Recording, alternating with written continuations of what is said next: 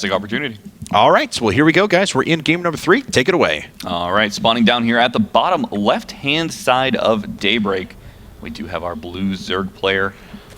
It's going to be GL's Snute. And at the top right, spawning in as the red Zerg, losing that last game.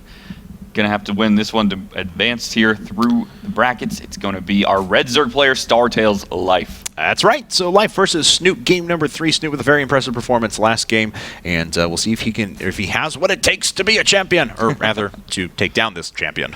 Indeed, and you know, after last game, I gotta say this game looks like it could be pretty close. And Life opening with 10 drones again. I thought he might 10 pool again. He is gonna extract a drone. I know I've told this story way too many times on stream. I don't care. I'm saying it again. There's always that moment though, whenever you look up and they've got like 110 minerals and they haven't made their overlord yet, and you're like, oh my god, he's gonna make an early pull. No, it's actually he just messed up. I was busy typing to my opponent, and that's why my macro screwed up. Yeah, exactly. All right, so let's see here now as Snute, I would not expect him to deviate too much from his pool first into hatch, into roach warren play, skipping the baling nest once again.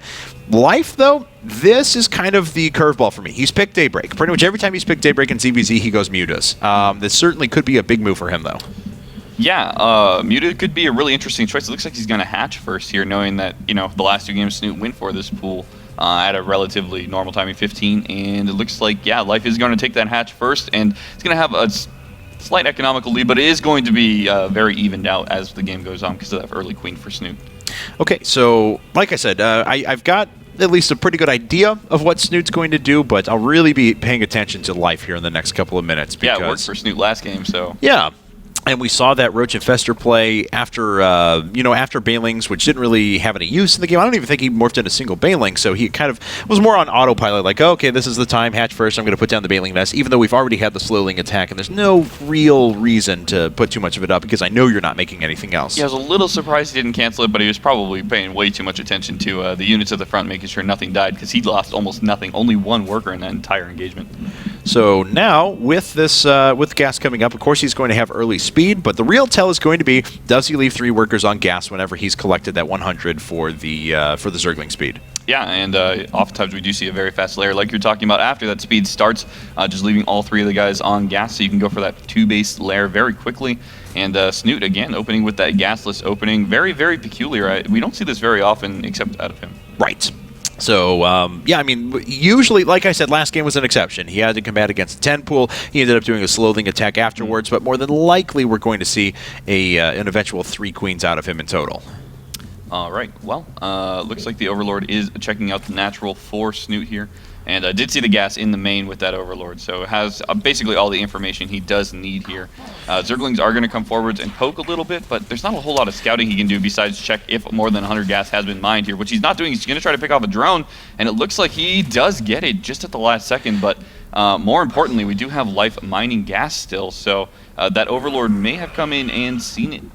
Not 100% sure. Yeah, and this is what we were talking about before, though. It makes me think that he did get enough vision to see it, because otherwise, the drone is very cool, don't get me wrong. Anytime you can pick off a drone for 2 Zerglings, you take advantage of it.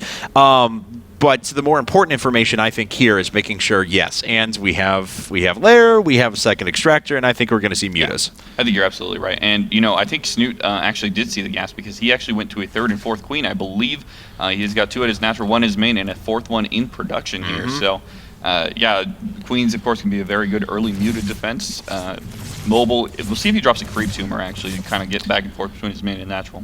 Yeah, I assume he would here in just a bit, and then on top of that, we could see him bank a little bit of his energy as well. Maybe not concentrate on his creep spread too much to make sure that he has enough for some transfusions whenever this ends up happening.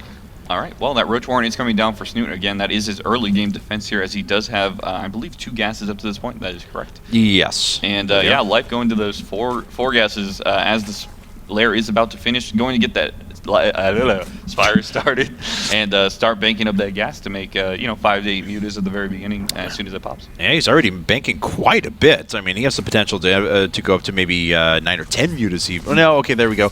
Let's see here. Spire's on the way. Yeah, he'll probably settle around the 8 muta mark. It depends on how hard he wants to commit into this, though. He could potentially produce more and invest in that +1 weapons. If he goes for the +1 air weapons, clearly this isn't meaning to be, I'm going to make 7 mutas, then I'm going to go and I'm going to harass, and then I'm going to come back to Roach Infester. Yeah. Yeah, I expect to see, oh, good drone pickoff by Life there, getting in before those Evo Chambers do go down. But I do expect to see, probably 5 to 8 to start, and somewhere between 9 and 12 to be the finishing number here as he goes and picks off Overlords around the map. Make sure that any kind of Roach all-in does get deflected a little bit by the muted DPS. All right, so, well, I mean, of course, we always know if you're going for that 7 to 8 mutas at first or something like that, you're not planning to go too much into it. The real damage that's done was always Zergling counterattacks or splitting those up. And so if you can occupy your opponent's attention enough, force them into tech, then they leave a third base exposed. In this case, though, Snute is a little bit more hardcore on 2 base than he normally is, not going up to that third quite yet. Wants to make sure that he can defend a big flock of mutas before anything else. And he has taken a 3rd and 4th gas, at a pretty normal time here, but I do expect to see an Infestation Pit drop in a sec, and it looks like Zerglings do get back into the main for Life here. He does get another drone kill. Good job by Snute not losing more than 1 drone at that point. However, 8 mutas are in production as these Zerglings do look like they are going to get cleaned up pretty easily, and Snute doesn't have to commit all that much to Roaches here because he can expect that mutas are the tech of choice. All right, well, he did have enough gas for more mutas if he wanted to, but he hasn't decided to go into those quite yet, so just going to sit back for a while, morphing an Overseer. He is a bit supply blocked, so he's making multiple Overlords right now to be able to clear that up. But how many Queens are out in total? Still just the 4 that we saw before. Not that many transfusions available, especially, it's always so annoying if a player actually checks and ends up going for the super high energy Queen to begin with. All right, well, I do think that Life is making a good decision going for that 3rd base here as he picks off Overlords because, of course, he ran in with the Zerglings and did see that there were only Roaches out for Snute. There was no speed or Zerglings or anything like that, and, that really leaves the counterattack potential for Snute to a kind of a minimum here. So the 3rd base is going to be under pressure here with the creep spread not being all that far down quite yet, as Snute is actually supply blocked, as you were pointing out, and yeah, I think this 3rd is definitely going to have to get canceled. Really supply blocked, too. He was at 88 over 60, so these Mutalisks have done more than enough damage. Now, there is that counterattack we were discussing. It's making its way over to the 3rd here. There's a few Zerglings that are ready for this to try and delay for a second, and that's all he wants to do because he knows if he doesn't get there in time, that is a goner. Yeah, he's definitely going to be able to pick off this hatchery, and yeah, it does look like we have a Nidus network in production, and that is really interesting, actually, because the only vision he really has on the entire map as these Roaches do start to get picked off and move into the natural is the 2 Overlords on either side of the main, but there are mutas out, so if those get denied, then this Nidus, doesn't have a lot of potential to do damage, I don't think. Yeah, I definitely agree with you. He's trying to save 1. I think this is going to be the culprit there, the one that's as far away from the main as possible, the one that'll actually drop in the Nidus network. How many workers has Snute killed on top of this? Not many, so he hasn't done that much more damage with these Roaches and just lost a lot of stuff. Yeah, we do have to remember that by investing in the mutas, Life, of course, is... Oh, he's actually going to get the Overlord in the back of the base. There it is. Okay, so the Nidus Swarm is actually in. How many units does he actually have in the Nidus Canal? Starting to drop him in now. 2 pages of Roaches. And the Queens are going to be the big deal here. They've got to pick off those mutas. They got to have a lot of energy for transfusions here. Oh my goodness! Are the Queens going to get out in time?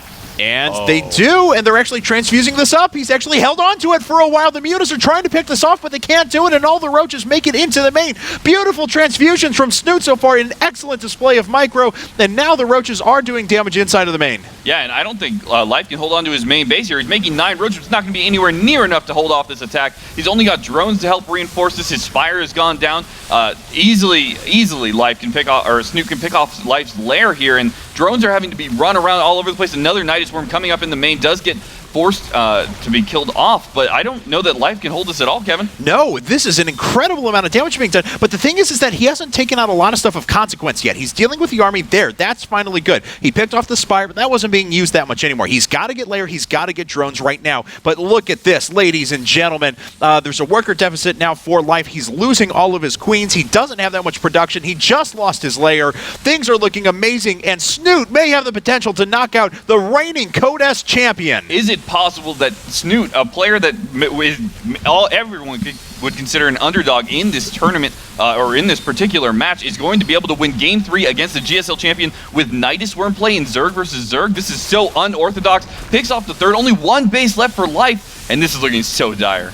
No kidding. He's down to just 57 supply. As we can take a look, 27 workers to 51. Is he doing any damage inside of his opponent's base? Okay, it looks like he's denying this 3rd base at least over and over again, but this hasn't been touched, and there's still plenty of minerals to go around. Snute can sit on this for a very long period of time. Wow, Infestation Pit is about to go down here, and it looks like Life is kind of composing himself. He's going to have to throw out a GG pretty soon. It is 41 to 108 supply here. Snute taking a dominating lead, killing over 40 workers in this game already, and that number is only going to rise. Unbelievable, ladies and gentlemen. We have had one of our biggest upsets of the tournament. We knew Snute has been playing well, but we did not know it was this well. 14 supply and falling, and that is it. GG! The reigning Codes champion is knocked out of IPL 5, and Gamers League Snute moves on.